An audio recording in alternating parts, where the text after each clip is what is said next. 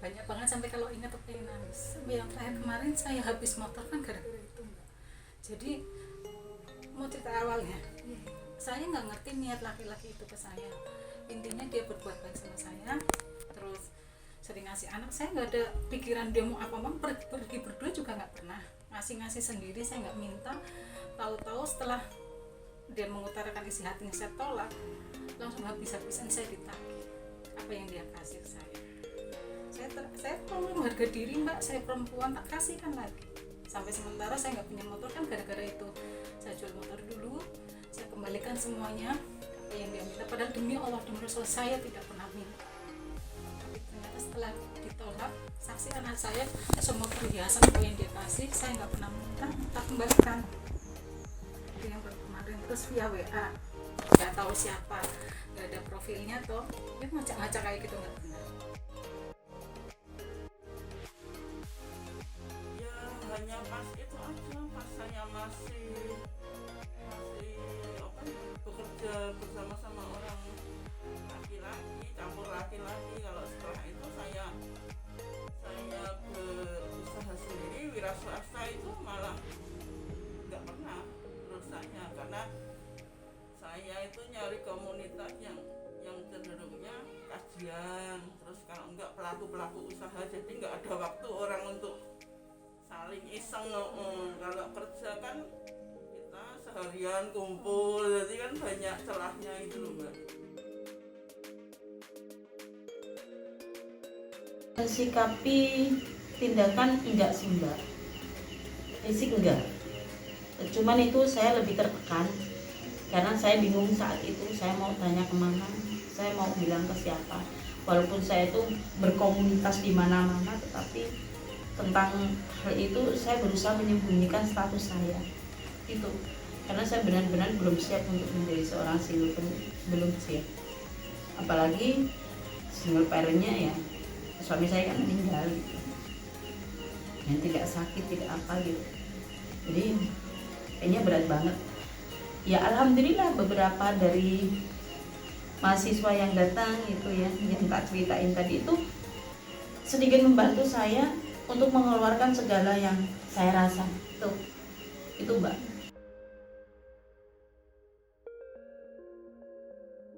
Yang penting kita sebagai single parent, semua ini terjadi kan atas izin Allah, ya toh Mbak.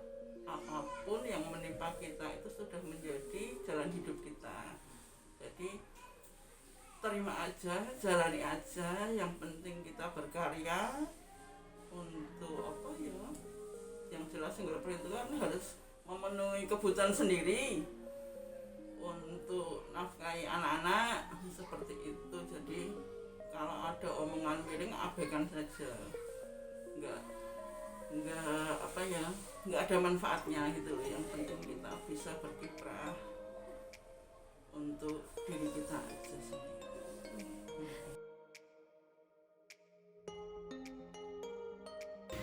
Nah, dalam hal ini tetap yang menjadi prioritas adalah satu, iman.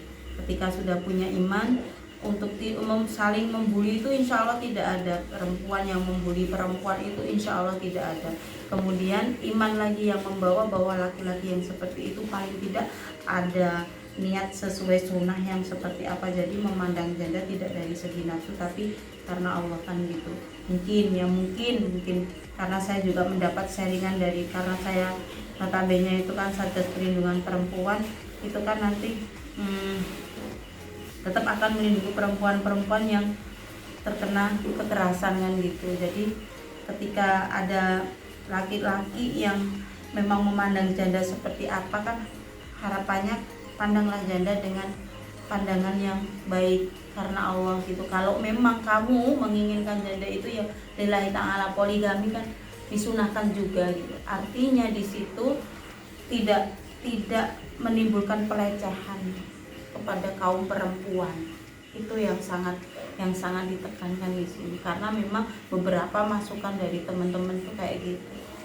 Terus terkadang punya rasa yang sama, takut dengan istri dan sebagainya, akhirnya di sana yang di ini malah meninggalkan. Nah, ini sakit lagi kan gitu.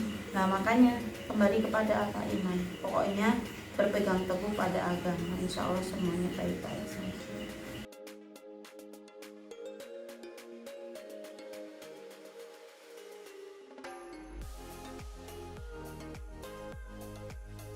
Satu, pandangan janda terhadap dirinya. Menurut Harlock, dalam Karpistina tahun 2011, mengemukakan bahwa konsep diri merupakan gambaran mental yang dimiliki seseorang tentang dirinya yang mencakup citra fisik dan psikologis. Maka, dalam hal ini yaitu bagaimana seorang janda dapat mengevaluasi dirinya terutama mengenai konsep diri yang positif atau negatif. 2. Sulit berinteraksi dengan tetangga maupun masyarakat luas. Sebagai seorang janda, merasa terkucilkan dengan perilaku masyarakat yang selalu menuduh dan menjelek-jelekan seseorang yang berstatus janda.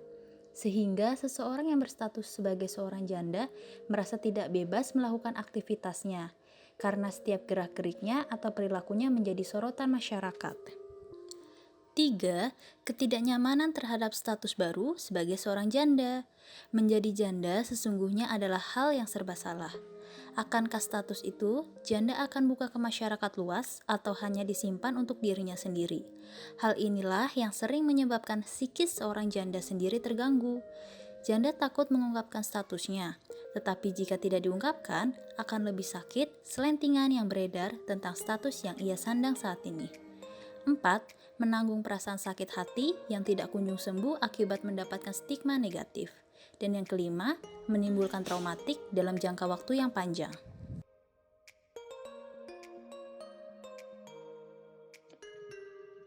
Oleh karena itu, kita tahu dampak-dampak yang ditimbulkan dari stigma negatif terhadap janda. Kaum janda seringkali ditempatkan sebagai wanita pada posisi yang rendah, lemah, tidak berdaya, dan membutuhkan belas kasih. Bahkan sampai sekarang pun, di mana zaman dan literasi sudah semakin maju, stigma negatif itu masih saja tetap ada. Banyak sekali lagu, film, berita, dan joke terkait janda yang menjadi menambah kesan yang buruk di pandangan masyarakat. Termasuk juga di masa pandemi ini, terdapat fenomena baru yaitu munculnya tanaman baru yang dinamai janda bolong. Nah, hal tersebut merupakan refleksi dari stereotip yang melekat pada status janda. Maka dari itu, sebaiknya pemerintah untuk melakukan edukasi kepada masyarakat bahwa status janda bukanlah kondisi yang pantas untuk diberikan stigma negatif.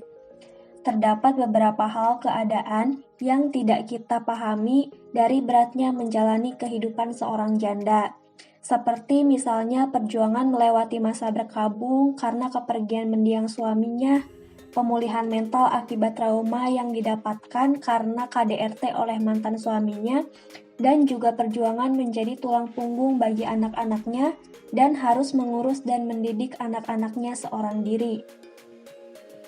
Pemerintah setempat hendaknya lebih memperhatikan seorang janda dengan melibatkan dalam kegiatan-kegiatan sosial yang positif, seperti pengajian, memberikan pelatihan supaya menambah penghasilan untuk memenuhi kebutuhan ekonomi, dan memberikan pendampingan kepada seorang janda agar mereka dapat bertukar pikiran dalam menghadapi permasalahan yang dialaminya. Para wanita yang berstatus janda pantas diteladani karena ketegaran dan kekuatan mereka dalam melanjutkan hidup tanpa suami.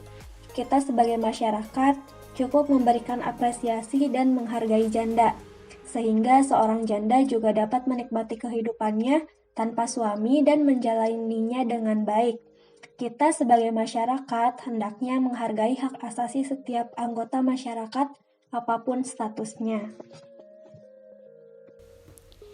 Dari berbagai pandangan masyarakat terhadap janda, itulah menjadi salah satu alasan terbentuknya suatu komunitas bernama Persaudaraan Janda-Janda Indonesia atau PJJI Armala. Perkumpulan PJJI Armala adalah suatu organisasi yang diperlukan keberadaannya untuk mewujudkan aktualisasi tempat berkumpulnya kaum janda. Kantor PJJI terletak di Jalan Selokan Mataram, nomor 3 Babarsari, Depok, Sleman, Yogyakarta. Berawal dari sebuah kantor pengacara yang sering menangani kasus perceraian, saking banyaknya kasus perceraian sampai akhirnya kewalahan dan dilimpahkan ke pengadilan lain. Ibu-ibu yang menjalani kasus perceraian tersebut sering kumpul-kumpul dan saling sharing untuk saling memotivasi. Akhirnya, pada hari Kamis tanggal 1 Agustus 1991, para anggota pergi ke notaris untuk mengukuhkan perkumpulan tersebut menjadi Yayasan Armala. Lembaga yang sebelumnya bernaung di Yayasan Armala ini didirikan oleh Haji Hamdani Abdul Qadir SH dengan nama Persaudaraan Janda-Janda Indonesia atau PJJI Armala. PJJI Armala ini merupakan yayasan yang bertujuan untuk mewadahi para kaum janda. Visi dari PJJI Armala adalah meningkatkan kemandirian para anggotanya dalam bidang ekonomi, sosial, kemasyarakatan, dan keagamaan. Misi dari PJJI Armala adalah berjuang keras untuk mewujudkan dan memberikan pelayanan sosial melalui program kerjanya. Harapan didirikannya lembaga ini adalah agar kaum janda tetap dihormati, mandiri, serta bermartabat.